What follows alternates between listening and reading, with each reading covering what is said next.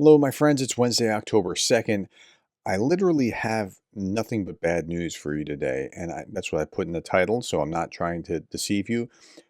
Somebody last time I talked about just bad news said, you're clickbaiting. No, fewer people watch bad news than watch optimistic good news about Ukraine, but I have to cover what's there. And this is just what has emerged from reviewing what's going on in Ukraine. So that's why we're talking about it like this. 1,130 Russians off the battlefield, and that's high, but it's not as high as it's always been or has been for the last month, and I'll show you that in just a moment.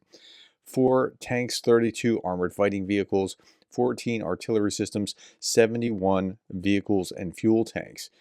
Okay, let's look at this. Russia launched 32 Shaheds into Ukraine overnight. Air defense shot down 11. 4 Shaheds returned to Russia. Another 10 were downed as a result of electronic warfare. But look at what happened over the entire month of September. Russia, this is according to the Defense of Ukraine, Russia carried out a record number of Shahed drone attacks in September 2024. In total, Russian T launched 1,339 Shaheds over Ukraine, 1,107 of which were downed by air defenders, which mean about 200 and change get through. In September, there was not a single day when the Russians stopped the T. Ukraine needs more air defense systems to protect our cities and people. Look at that chart. That's just Shahed drones and missiles overnight attacking Ukraine. That's just September, every day. 1,271 average daily Russian personnel losses in September in 2024. Well, why does that matter? It's the second highest monthly number since the invasion began. In total, the occupiers lost 38,000 soldiers. Wasn't that good news? But it's telling you about what's happening on the battlefield, how hot the battlefield is. Now, this is the second highest monthly numbers, and I think August was the second highest monthly numbers until this displaced August. So it's been hot for a long time this summer. Andrew Perpetua talking about how they're literally posting pictures. This is Russians literally posting pictures and bragging about murdering civilians. Now he continues, note that these guys admit that there is no military presence in this area. They are literally murdering people that they know for a fact aren't military. They know are civilians, and they're bragging about it. That's what the Russians are doing. Overnight, Russians attacked the port and border areas in the Odessa region. Among the victims were 2 truck drivers. Now, here's the big bad news. Vuhledar has now most likely fallen to the Russians. It has fallen. I mean, from everything that I've read, it looks like it's gone. Some Ukrainian sources are still reporting resistance inside the city, but because of recent geolocations, I believe the Russians are now de facto controlling the town. The fighting continues in the surrounding fields, and official statements have said that they've been pulled back as well. Jason J. Smart talks about it like this: Russian news behaves as if taking the village of Vuhledar is on par with winning the Battle of Berlin. It's not. It took Russia 30 months, losing thousands more soldiers than the town's pre-war population of 14,000 for this advancement. Now that is true. But it's kind of like this. Last night was the vice presidential debate. If you were confident that your guy wiped the floor with the other side, you don't say, well, but the vice presidential debates don't really matter. Right? It's that sort of thing here where it's not the Battle of Berlin. That's right. It's not strategic, but it's still kind of a loss, and it's going to be a propaganda loss. Destroying the abandoned village located in the middle of farms, Moscow knows that Vulhledar won't change the war's outcome, so why do it? Vulhledar is one of the largest coal reserves in Ukraine. Theft. Russia is stealing as many resources as possible before peace talks. I think that's at least part of the equation.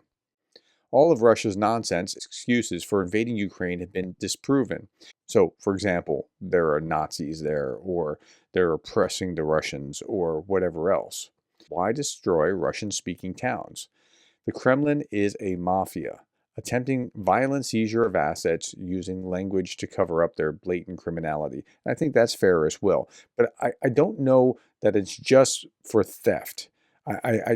That's certainly part of the equation, but there could be more to it.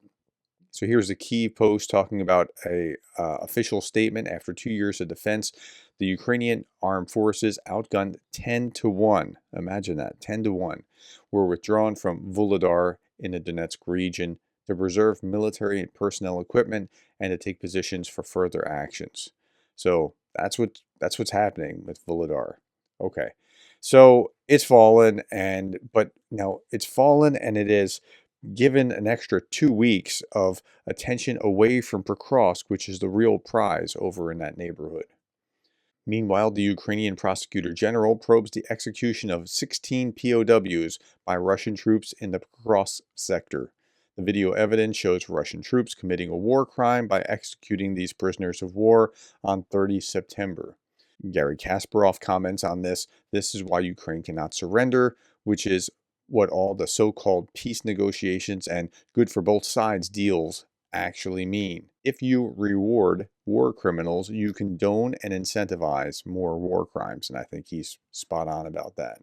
Now, last night, Iran was targeting Israel, and I'm not going to get into it except for this one comment right here. The world let evil access Moscow, Tehran, bomb Ukraine for 2.5 years.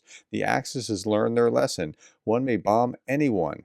By the way, this is also the consequence of Netanyahu's stupid attempt to be Putin's best buddy and to throw Ukraine under the bus. Well, yeah, early on in the war, that's exactly what Netanyahu did. He didn't want to take sides, trying to keep on good terms with Russia.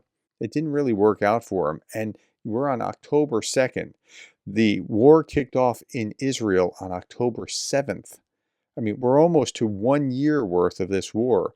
And what if that war wasn't going on and all of the West's attention could be on Ukraine rather than on Israel and Hamas and Hezbollah?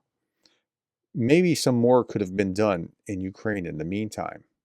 Two F-16s patrolling near Alaska got surprised by a Russian Su-35 flying between them, something that the U.S. military criticized as unprofessional. But they're willing to do that. Why do you think they're willing to do that? Now, I told you it was all bad news, but hey, here's some good news. You can get your Putin 2025 It's calendar. that time of year again. The latest Putin calendar is out in Moscow, Putin 2025. First impressions? Well, this one's quite recent, but a lot of the photos here are not. Putin with flowers is from 2018, Putin with dogs from 2013. And as with last year's calendar, from the pictures here, there is no hint at all of Russia's war in Ukraine. Then again, most Russians don't want to be reminded of the war. They try to put it out of their minds. This calendar, produced by newspaper Komsomolskaya Pravda, is all about promoting the president as a strong man, an action man, a man of the people, not as the leader who invaded Ukraine. But some of the Putin quotes here allude to a country in conflict with its neighbours. Like this one, "We are a victorious nation, it's in our genes. We'll build a future without being told by others how. And Russia isn't scared of anything." Different Putin 2025 calendar, but same idea. Visually, no hint of the war. But listen to some of these Putin quotes. "Russia will respond to any challenge. It is pointless conducting a dialogue with Russia from a position of strength." And then this one. "Russia's borders never end." All right, what do you think of that? So that's where the Russians are mentally. Okay, last night was the vice presidential debate. I'm not going to talk about that here, but there was no mention of Ukraine. The first U.S. and only U.S. vice presidential debate took place. The topic of Russia's war against Ukraine was not raised at all, and unfortunately it should have been. Okay, on this day, this is Darth Putin. On this day in 1951, second deportations of Operation Osen began. Over 16,000 Lithuanians were forcibly deported to Siberia as USSR continued to liberate them from fascism and their freedom 6 years after World War II ended. So he concludes, "We genuinely pretend we have no idea why NATO is so popular with our former colonies. Total mystery." Okay. North Carolina has been abandoned because all the money is going to Ukraine. Well, they should have said South Carolina. That South Carolina and Georgia were hit by the hurricane last week, and there looks like there's another one brewing, ready to go up through the Gulf. We're not exactly sure where. But that's all the bad news that I have. With that, I'll end on a positive note. Good morning, everyone. Ukraine is still standing, still fighting, so don't forget to stand with Ukraine. Thanks for your time, folks. Thanks for the likes, the shares, the subscribes. I'm sorry to be the bearer of bad news. Tomorrow will be a better day. Thank you for being the kind of person that cares about Ukraine.